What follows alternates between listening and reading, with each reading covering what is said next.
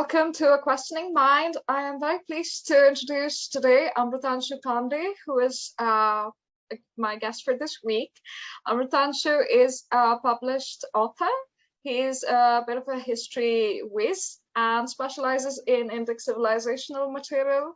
And today we are going to discuss a lot of his expertise, and you're going to have the floor for a long time, Amrit, as we go through history, the way it's presented in India, the impact it has on civilizational discourse, on education, on politics, and some particulars such as, AIT and why it's a hot potato, and generally a lot of stories that we've grown up sort of being indoctrinated into, such as Ashoka's conversion to Buddhism, etc. Well, we'll get to it when we get to it. But yeah, I'm just gonna start off by asking you, history as we have, known it growing up. I've started in a CBSE school, and we've gone through NCERT textbooks, right? So you know what I'm talking about, and we'd probably be in similar batches, close by batches. So I've noticed there are quite a few changes in the current textbooks that I've gone through, but they're not particularly significant. And I was deeply interested in history. And when I found out, at one point, I found out that I had been lied to for a long time. And that kind of changed things for me. And I became even more interested. I was already into a lot of world history because the history textbooks I had access to regarding Indian history made it seem a little more boring. But then I grew more deeply interested in Indian history because I realized that what I had known so far was not really my history, so to speak. So what made you go through that? What was your journey in finding out, more about the mystery of history? Oh God, that's bad, but yeah. Well, I mean, I, of course, even as a kid, I've always been interested in history, and especially ancient history, more especially ancient Indian history. So, in fact, I would read my next class history textbook even before the term began. I did that I would always. just read it as a storybook. So, I did that always. Yeah. So I've always been interested in history, of course, and I think later in life, maybe we even read macro history of the kind of maybe Harari's *Sapiens* or Jared Diamond on guns, germs, and steel. So you get a larger sense of the macro narratives of the story of us as a species itself as well. So that interest was always there. And what I was, in this case, more motivated by was the fact that when you grow up, you get a very different sense of our past from our elders and our community. So I come from Eastern Uttar Pradesh, where it's a very common thing to say that Banaras is one of the oldest cities in the world. So, it's very common to speak of things drawing from stories or parallels of the Mahabharata, of the Purans. So all of those characters are real characters, and we speak of them as if they really existed sometime in the past. But this clashes with everything we learn in school. This clashes with everything that we seem to read of modern history. And so at some point, I became very curious that, okay, what is the issue here? And in fact, even the first novel that I wrote, it was driven by this sense that, okay, if there is some truth to our past, to the stories that we tell ourselves, what could that truth have looked like? So what could be the history of Banaras? What could be the history of Prayagraj, of Indraprastha? So that for me was the entry ramp into ancient Indian history. And then, of course, it very quickly unravels through either AIT, OIT, through study of archaeology, so much to, of course, unpack. That is true, and we will unpack all of that as we go through. What was your first source, so to speak? I'll be just to contrast, my sort of journey in this regard. I've heard Amish Tripathi also say this, that when you come back from school, your world is very different. You are exposed to certain things. Now, I don't come from that same background. I was not exposed to these things at home. Of course, we had a different way of being. We are Indian, we are Indic, and I read the Ramayana and Mahabharata on only the abridged version, only in English, somewhat in English and in Hindi.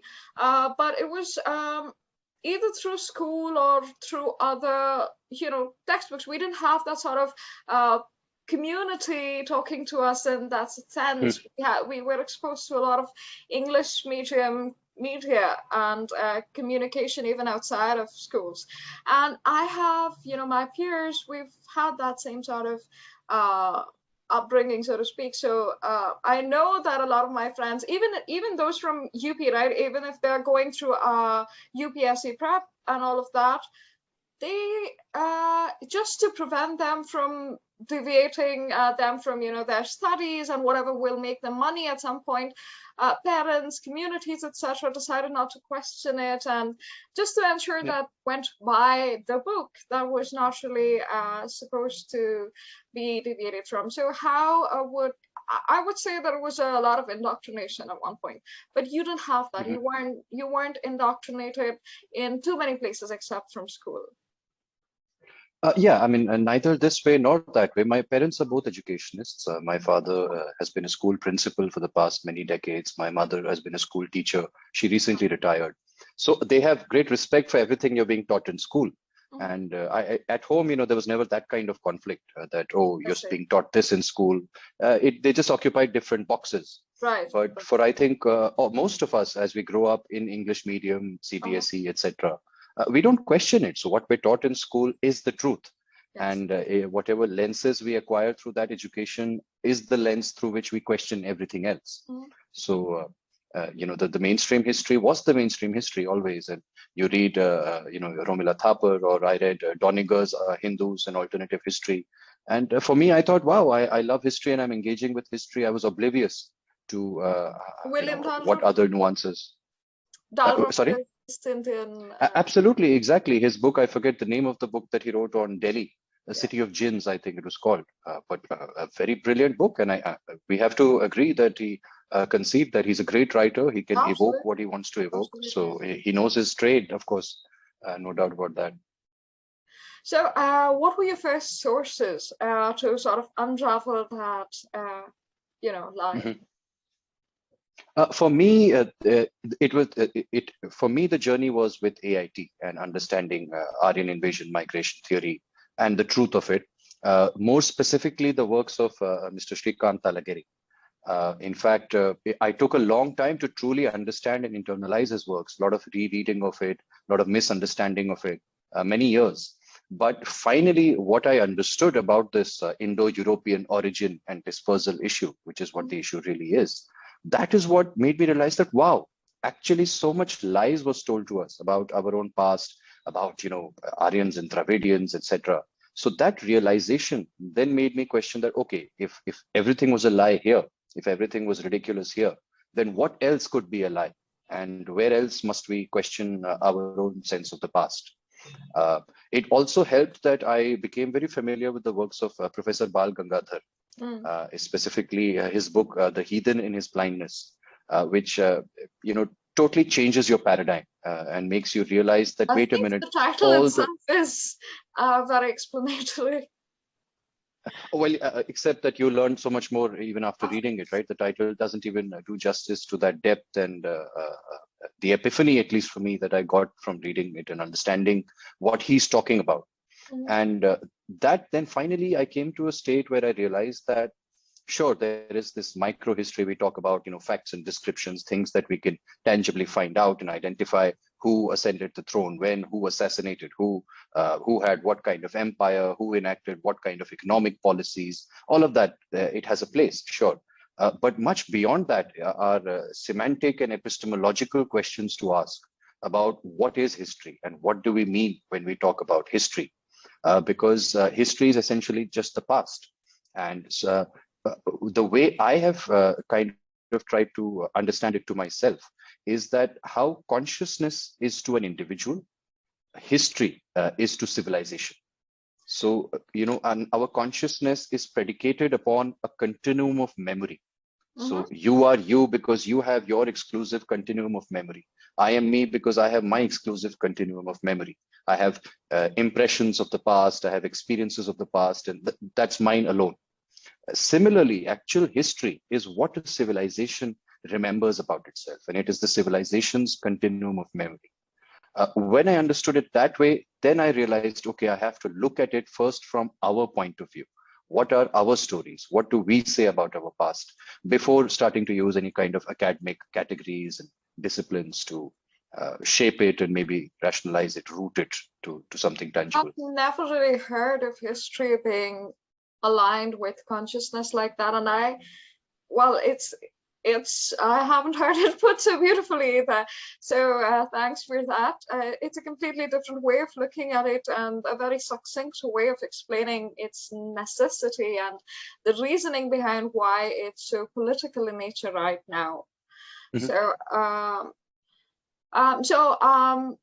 In terms of sources, what I meant to ask was there was a lot of content I remember before the platform kind of just ran its course in terms of good content. Quora was a platform that had a lot of people actually discussing things that at 7-8 years ago I don't think people knew so much. And I think everybody came to a certain point where, hey, we were lied to. This is not true. And obviously the most interesting parts in our textbooks I remember were the facts that were compressed into one paragraph where you mentioned Hampi and you mentioned some of the Indian empires, the Gupta Empire. I don't think the Chauhans or anybody the western side was even mentioned very much. The whole extensive line of warrior queens, Didda and Tarabai and the southern maritime empires, the Rani Abakka, none of these people were even mentioned, but at least there were some mentions of Hunas, Satavahanas, and all of these empires. But that was the most interesting part because that kind of left this mysterious flavor. And then I think Quora was one platform where people started talking about it. So how did you come upon the works of Professor Shrikant Talagere when you went towards AIT? How did you go with the book rather than how were you exposed to the lies that well, for me it was of course Doniger was not. Doniger had an agenda when describing our history. So how did you discover that? A long journey over many years, of course, but my starting was when I was working on my novel, and this was a historical fiction novel fictionalizing the life of Ikshvaku, who is said to be the founder of the Suryavansh dynasty. But I wanted to make it historical fiction, which is, as I said, that if at all there is some truth to these stories, what could that truth have looked like? So I wasn't going to be talking about supernatural powers or rishis with 1,000 years of life or things like that, but more materialistic, grounded. So for that, I had to do a lot of research. And that's when I read even Doniger, I read Romila Thapar, a lot of books on the Indus Valley civilization, a lot of books on the Rig Veda, etc. Because I also needed to understand, okay, what will I show about Ikshvaku's past? I mean, who were his ancestors? Were his ancestors people who are coming from the steppe in Russia to India? Or are his ancestors people who are always been in India, that kind of thing? So during the course of that research is when I started with Shrikant Talagere. But at that time when I read Doniger, I did not think anything about it. And of course, I must mention that I'm not for bans of any kind. So I always thought it was very disappointing that the book got banned, which is very weird. But because the solution to bad books is better books. So that was my journey. But then I'll be honest, I'm not for bans either in any way. But the thing is, people don't know, people don't go through that journey. And that a certain section of people like Doniger, like Dalrymple will always have, like Devdutt Patnaik, for example. I was completely taken in by, what he said. And then I started reading my Gita. And then I was like, he actually split one word and translated one half in Gujarati and the other in Sanskrit.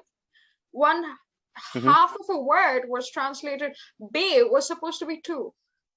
And the only language I know that's translated in is Gujarati, and I'm pretty sure that's not how Sanskrit translates it. And then the other half was translated in Sanskrit, and I was just like, this is sincerely, this is inaccurate by any measure of, well, whatever measure you would apply to it.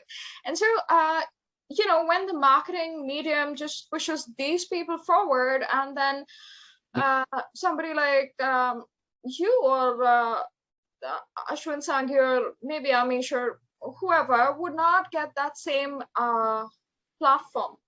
You wouldn't be called on international college symposiums or literature festivals, things like that. So I think, there at least has to be an awareness. Banning is not the way, of course, but I would really have appreciated people actually calling that out in terms of why it's bad rather than banning it outright. Yeah, Have those discussions absolutely. and have the media space for it, the mainstream media space for it. Yeah.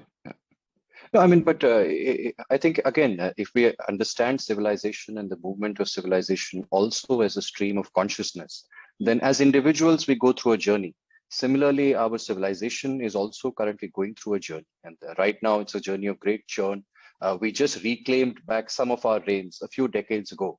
So I think it will take time for, after independence. First of all, we've been raising more deracinated generations, right? I mean, people like you and I, where I especially, I'm losing touch with Hindi, which is my mother tongue, and my first language is English, which is a foreign tongue. But that's happening now after independence. My parents are not like that. My grandparents are not like that. So we have to wait for an idea to finally find its time. But I think slowly and evermore now, that idea is finding its time. We can add to this critical path the contribution of Amish Tripathi, of Ashwin Sanghi, of Krishna Uday Shankar, who wrote the brilliant Aryavalt Chronicles, rewriting of the Mahabharata, of Chitra Divakaruni Banerjee, her Palace of Illusions, which was Mahabharata from Draupadi's point of view. And then add to that journey Sanjeev Sanyal, someone like Sanjeev Sanyal, his books, and how much they made so many of us aware. And now we're at a stage where someone like Vikram Sampath, of course, rises, and he does have stature and platform to speak at any level. He's able to match with the best of them. I actually, I've known, I knew him when he was actually deplatformed. If you remember, he was the co-founder of Bangalore Literature Festival, and then everybody went into this award vapsi mode, and he refused to do that. That's all. He didn't speak against those who were returning them, but he had to stand for being co-founder of a festival he himself had founded. So yeah, that did happen. So that's what I'm saying, that most people are unaware, and at that point, if everybody's spewing vitriol against him, then there's no way to know, that he's not in the wrong. There's very little ways of knowing. But it's great that all of these people have finally found their footing, and you can't really deplatform them that easily anymore. I hope. And even if you deplatform them, you at least can't shut out those voices now, or that counter narrative now, as easily as you would have in the past. Yes. So Vikram Sampath is, I think, in a different prism, since he writes, history. It's not really fiction at all. So, and I'll tell you, the reason I think that he got that space in the first place was because of his first work, which was not, it was related to Gauhar Jan. His first works were about Gauhar Jan, about Veer Savarkar, and that's when he got his fame, so to speak. That's when he could, I mean, of course, he wrote before that, and he won the Sahitya Akademi award, mostly for Gauhar Jan, for his work on Gauhar Jan, and then that was picked up and made into a play. I think there were talks of it being filmed. I don't think that materialized, but I remember there was a very big deal, and then he, started talking about other historical figures, and somehow that was not okay. Yeah. I mean, ever so slowly, but I do think the window is shifting, and more people are becoming aware. I mean, more people are starting to rediscover or discover Sitaram Goyal and Jadunath Sarkar, R.C. Majumdar, K.M. Munshi ji. So it's happening, maybe slowly, but I do feel positive that good changes are coming. All right, so let's go to your discovery of, AIT and the implications it had for you in your understanding of Indic civilizations, and how it clashed with what you'd read about in schools. I mean, that's taught in our schools, that's taught to children. Yeah. Well, so I think when we speak of this, we can first start with acknowledging that, okay, now even the mainstream historians or the experts, don't actually call it Aryan invasion theory. So they now speak of Aryan migration theory, Aryan trickling in theory, either way. But what we first need to realize is that whatever we call it, Aryan invasion, Aryan migration, it is not the base theory. It is not the most fundamental theory. It is actually a corollary of a more fundamental theory. And so it's that fundamental theory that we first need to understand. And that theory deals with the unity in that comparative linguistics has identified between a group of language families, which are together called the Indo-European language families. And within them, we have Indic languages, we have Iranian languages, we have the Greek language, we have Italic languages. So I think there are 12 acknowledged families in the Indo-European language family. Similarly, there's a Dravidian language family, there's an Semitic language family, there's Austroasiatic language family. So that's the world of comparative linguistics. And for this particular language family, Indo-European language family, it was of great interest at the time when comparative linguistics developed to the civilization and the nations that were on their global ascendancy, which were the European civilizations. Nations like Britain, France, Germany, that was their time under the sun, so to speak. And so the history of their own language families became such an important issue. So you don't find these kind of controversies about Dravidian as a language family, about Semitic as a language family, about Austroasiatic. It's only about Indo-European. So that's the reason why. Now, the theory is that these language families are related to each other, which is to say that they descend from a common mother language. And this is the hypothesis of comparative linguistics. And what it says is that since this is a hypothesized language, and it is a mother language to all Indo-European languages, we call it Proto-Indo-European, or PIE. And that's the best we can do about it. So of course, there are technicalities of comparative linguistics where they reconstruct this language, they come up with those words of what this word would have sounded like in Proto-Indo-European. But we could never know, because this is actually, even if it is a sound hypothesis, it is still a hypothesis. Now, the moment you conjecture the existence of PIE, some questions come. Okay, where was it first spoken? Who were the people that spoke it? When was it first spoken? So that is the essential problem of the Proto-Indo-European homeland and timeline. Now, if you place that Proto-Indo-European homeland anywhere outside India, by definition, you are implying that the Indo-European languages came to India from outside, by definition. So that is the branch that then starts getting forms of AIT, Aryan migration theory, etc. But wherever you place it, actually, there is Aryan invasion theories for Europe, for Britain, for France, for Germany, for everywhere, for Iran, for Greece, because at one point, X in Eurasia is where you would put the PIE homeland. So that's the first thing we need to understand. And the second thing is that, all right, let us say that the homeland was in Russia somewhere. Fine, let us just say this. We need to understand that nowhere else in the world except India do we have this as such a major divisive issue. So even mainstream historians, they place the homeland currently, let's say by consensus, in the Russian steppe. But that doesn't mean that England is divided amongst Adivasi England people and invaded England people. That doesn't mean that.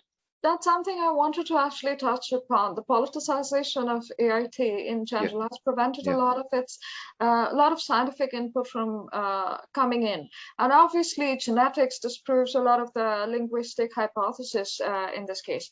So why was something like this that had literally no basis except in somebody's head? I know the theories have, some validity in terms of education, and that's usually input, but when it comes to the sciences, right, when we're discovering things, when we're discussing things like atomic fission, and that actually has real world application. Now, something like this only has application when it comes to divide and conquer policies. So what do you think is the importance of teaching something like this that is based merely in theory? And it could be, it could go on being in theory at the highest levels in the minds of anybody, say Romila Thapar or Irfan Habib or anybody else who wants to discuss these things. They can have these discussions, but why is it taught to school children when it's not a solid theory? Yeah, I mean that's the great question, right? And especially that why does India continue to teach it to its own school children, and why have counter narratives not been taught? This is the point where we can even say that exactly that it is currently an open question, and let us say that fair. We are not claiming or asserting that no, all of this originated in India and that Huh. Sanskrit is the mother tongue of everything. We need not do that, Yeah. but there are a number of speculations on the table for what is the Proto-Indo-European homeland. First of all, why are we teaching only that? Then why don't we teach our kids about the Dravidian homeland, about the Proto-Austro-Asiatic Mhm. homeland, about the Proto-Tibeto-Burman homeland? So there are Exactly. homelands for every language. And Exactly. even linguistics today speaks of another hypothesized layer called Nostratic. Mhm. Nostratic being a kind of hypothesized mother language, even to Proto-Indo-European, Dravidian, Finno-Ugric, and all the modern language groups. So yes, so that's why we have to always discuss this on two aspects. One is okay, the facts of the matter. What does linguistics say? What does genetics say? What does archaeology say? And let us discuss that on technical grounds without feeling resistant to it, without getting defensive about anything. But the second question is that what does it actually seed in the Indian nation and in the Indian civilization? Why is it that only in India we say that Gurkania Timurids who came 500 years ago are great Mughal rulers and Hrithik Roshan plays them on the big screen. But to Brahman Pandits on the Gangetic Valley, we still say that, oh, you were invaders and you were Aryans who came from outside. That's a whole separate issue, and that's the whole issue of politics. And I mean, here is where I think we could segue into discussions on basically breaking India forces and how there are so many ways that India can be split along these ridiculous fault lines. But at the core, the matter is linguistics, and linguistics is not used to determine any nation's history, except for India's history. So that's where it becomes a problem.